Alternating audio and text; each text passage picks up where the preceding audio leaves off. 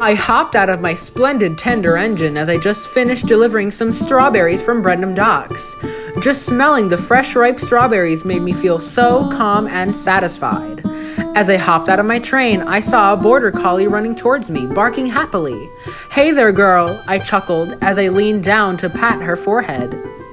Usually, I'm not a huge fan of dogs, but Katie was an exception because she was very smart and loyal. While I was petting and talking cutely to her, Farmer McColl showed up and I could tell he was very pleased. I stopped patting her and tried to remain professional. Thank you very much for delivering those strawberries in time. He thanked me. "No problem," I replied cheerfully. I was hoping that I would pull some coaches for the rest of the afternoon. Even though I learned my lessons the hard way, I always prefer pulling coaches more than anything else. It's not only an easy job for me, but it displays how splendid and useful me and my red engine can be. However, my hope was crushed when Farmer McColl had one last request. James, would you do me a favor and deliver one last item to Farmer Trotter? Even though I was rather upset, I smiled. "Of course, what is it?" I asked the farmer. When I asked that question, he vanished like thin air. I knew he was off to fetch the items that I had to deliver to Farmer Trotter, but I wondered about what I had to deliver. Was it potatoes? Was it tomatoes? Or could it be one of his livestock? As I was still wondering, I saw Farmer McColl pushing a trolley that contained beehives. "Oh gosh, no!" I cried in my head when I realized I had to deliver beehives to Farmer Trotter. I wanted to run and I wanted to scream, but I would end up looking like a complete fool. So I tried to calm down and not let my fear get the best of me as I gave him the best smile I could give. I asked one last thing. Does it have bees in there?" I asked nervously while smiling at the farmer. My fear skyrocketed when I received the answer that I didn't want. Yes, plenty of bees, he replied happily.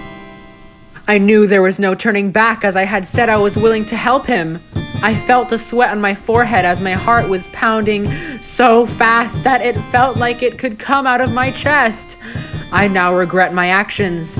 I wish I had rejected his request, but I knew I couldn't do that due to the fact that it would be unprofessional. I would also get into deep trouble from my boss.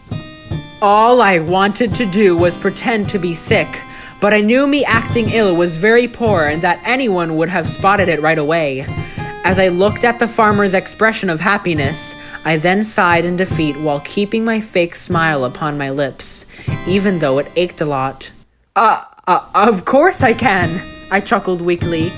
Excellent. Unload the strawberries and put the beehives on the trucks right away. He grinned as he went to collect the lovely strawberries. As he was loading and unloading, I began to feel my anxiety about to explode. My sweating became much more noticeable. My eyes went wide as I felt a knot in my stomach. Bees are my worst fear, and bees are more triggering than the bootlace incident I had years ago. I remembered how stupid I was to believe that a stripy insect could ever cause any damage. I didn't listen to Boko nor Duck's advice as I believed I know everything. But I knew that my arrogance had blinded me. I remembered when I was to collect the passengers, the porter accidentally knocked the beehive and an angry swarm of bees came to my tender and rested on it. I tried to shoo them away, but one of the bees came to me and stung my nose. Just thinking about how I was stung on the nose made me feel like I can still feel that pain. The sting that I received from an angry bee was awful. It made my nose red and became swollen. I remembered how everyone, especially Duck, Boko, and Gordon teased me about that incident and made annoying pun jokes that were associated with bees. As my anxiety rose, I remember that Farmer Trotter's farm was not too far from where Farmer McColl lived. So I tried my best to assure myself that it would be a short trip and that once the delivery was over, I could rest my fear down. When I assured myself multiple times that everything was going to be okay, Farmer McColl shouted, "James is ready!" I sighed as I took some deep breaths to reduce my anxiety. I turned to the farmer and gave him a much more sincere smile. "All right, I'm ready to go," I announced as I hopped into my cab. I tooted my whistle as I waved a friendly goodbye to the farmer and his dog. I knew that it would be a short trip, but I prayed that nothing would go wrong and that the bees would stay inside their beehive. I was halfway from one farm to another. I still felt my anxiety lingering within me. Even though the trip was quite short, to me it felt like an eternity, as I couldn't stop thinking about the incident that I had years ago with those insects. All those memories made it more difficult to get rid of my fear, as I was only halfway there. Just halfway there to me was like being an hour away after you just went off. I prayed as I told myself that it could never happen to me again. As I rode on my splendid red tender engine while carrying some beehives, I saw two tracks ahead. One went straight and the other went to a siding that led to the buffers. As I looked down the track, I noticed that the track was now leading me to the siding. I gasped as I tooted my whistle loudly to the signalman, which I saw was taking a snooze. I shouted at the top of my lungs, "Switch the track! Switch the track!" All my attempts to waking up the sleeping signalman was proven unsuccessful as I was about to go into the siding. I knew we'd bumped the buffers hard and I knew I had no time to apply the brakes. If I did, it wouldn't make any difference. So I decided to cry out one last time before I would end up being on the siding. "Switch the track!" I yelled as I tooted the whistle even louder. By the time that the signalman woke up, it was too late. My engine hit the buffers hard. I landed on the ground from my cab. I was severely dazed from the impact. It was a hard hit for me and it caused some dents on my splendid red engine. As I regained my awareness, I heard a dreadful noise that I knew all too well. Even though I knew what the noise was made from, I decided to peep out of my cab to confirm my knowledge. There, right in front of my eyes, were one of the beehives. It was destroyed. Just seeing it made me sweat profusely as my heart sank below. I knew that the bees had escaped, and I knew that it would be a huge swarm. I wanted to lure the bees back inside the other available beehives, but I couldn't manage. I felt too scared. I knew if I attempted to do so, I would get stung by these pesky insects.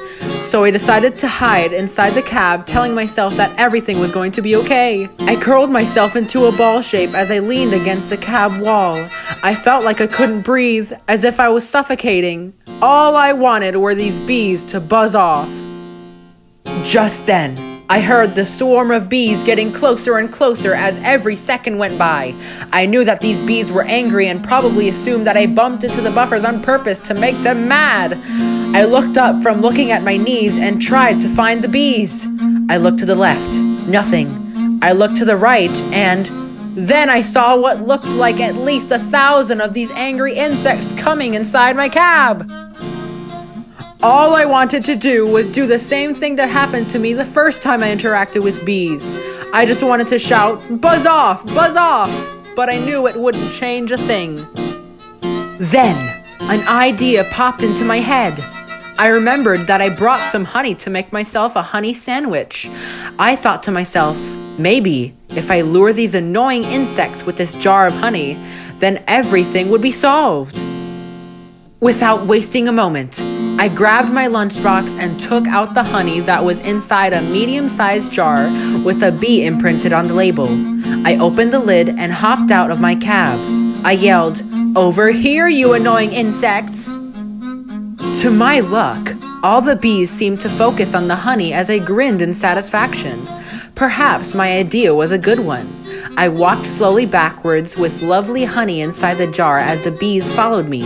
Just doing it had made my fear go away. Now I felt brave and clever. However, things didn't go as smoothly as planned. When I walked backwards, I tripped over a rock and I hit the ground hard. The last thing I remembered was seeing a swarm of bees heading towards my face as I felt my eyes close.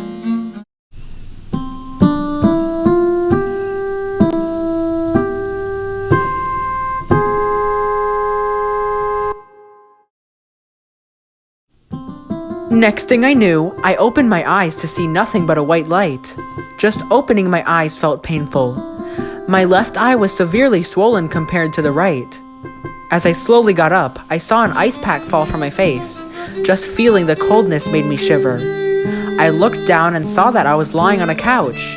I knew where I was. I was at home, safe and sound, but yet, I wonder what had happened to me, and more importantly, how I got here.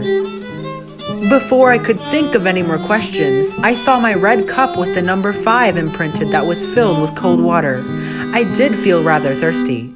I gently grabbed the cup, and I took a sip. I sighed in relief as the water was nice and fresh.